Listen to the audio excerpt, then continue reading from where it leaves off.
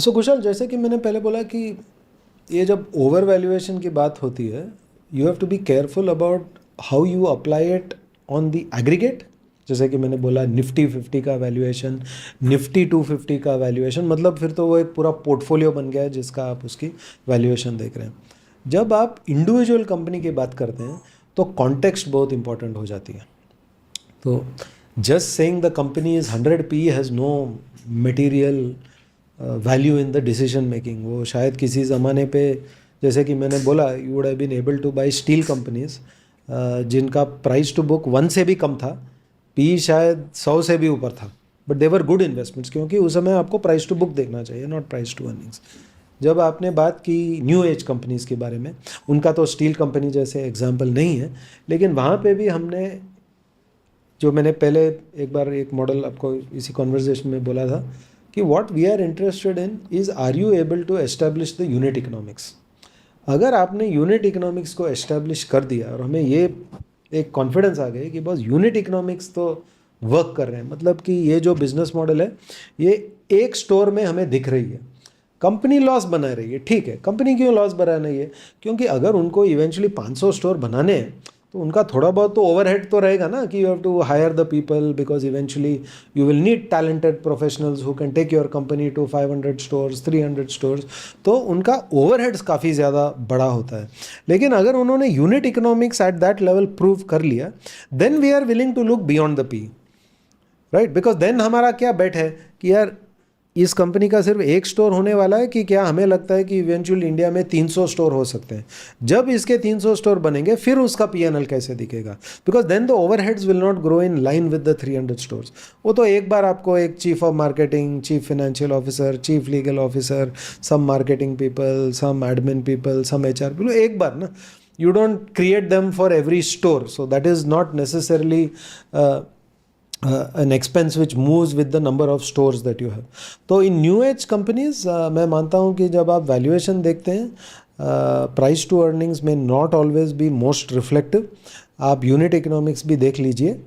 Having said that, blue sky का भी थोड़ा डर आपको होना चाहिए, क्योंकि price to sales can not be a ridiculous number. और जो प्राइस टू सेल्स आप बोल रहे हैं कि यार इसका मार्केट अपॉर्चुनिटी इतना बड़ा है, तो आप उसको टेस्ट करके, हाइपोथेसिस को टेस्ट कीजिए कि 5 साल बाद कितना बड़ा होएगा, 10 साल बाद कितना बड़ा होगा. देन यू नो, ये when you do this, sometimes you realize कि बस after 20 years I am talking about a business which will be the much bigger than most other businesses I know, which is not possible, क्योंकि लोगों के पास उतना पैसा है नहीं उस सिर्फ एक बिजनेस के ऊपर खर्चा करने के लिए.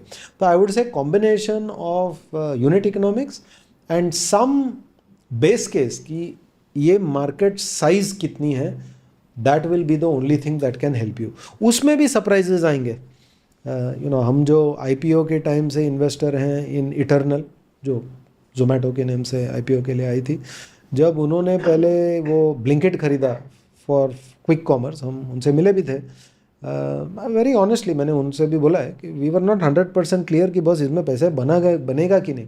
लेकिन उन्होंने जब समझा है कि यार unit economics are making sense, तो all that we did is we said ठीक है, let's wait for a while and watch.